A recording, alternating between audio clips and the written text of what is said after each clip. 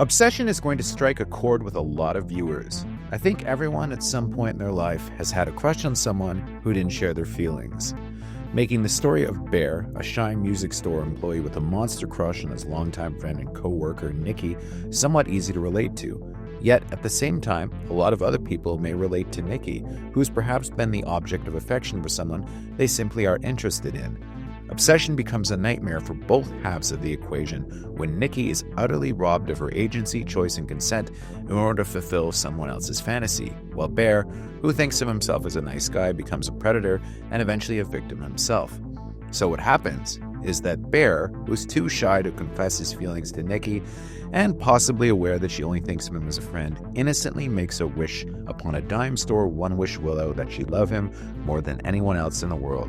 And well, this is a horror movie, folks, so guess what? His wish comes true, and the consequences, they ain't good. So the movie has quite a lot to chew on in its premise, but it marks the arrival of a major new talent in director Curry Baker. Stylishly directed and often darkly humorous, Obsession is a slow burn that pays off with an increasingly horrific final act.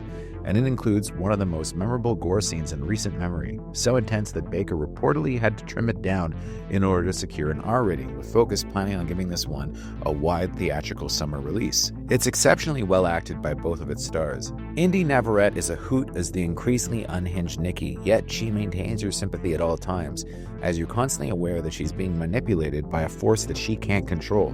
It's an almost Linda Blair-esque performance, and it should put her on the map in a big way. Yet of the two, Michael Johnston has the trickier role, playing a character most audience members will grow to despise, yet he does so without losing the character's humanity, because in many ways, especially early on, Johnston's Bear is just as much of a victim as Nikki is, with him initially guilty of nothing more than making a dumb throwaway wish on a gag toy he never expected to work.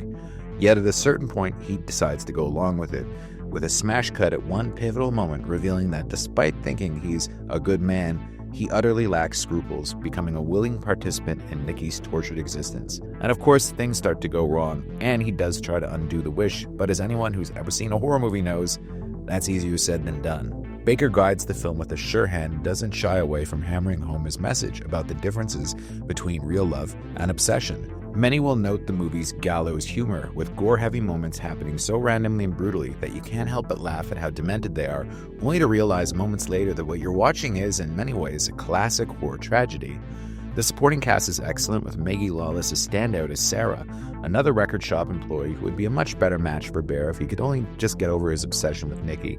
Cooper Tomlinson plays his more effortlessly charismatic friend Ian, and also keep your eyes peeled for Andy Richter in a small role as the owner of the music shop they all work at, which kind of feels like a cursed version of Empire Records, right? Not a Rex Manning day! If Focus plays its cards right, they might have the next indie horror sleeper on their hands with Obsession. It played like gangbusters at both TIFF and South by Southwest, and it's a great movie to see with an audience.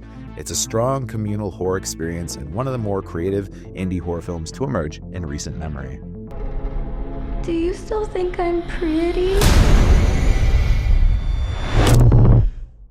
Thank you for clicking on our video, everybody. If you like what you saw here, please make sure you like the video and subscribe and share with your friends who like this sort of content. JoBlo was created by movie fans for movie fans, and we appreciate your support.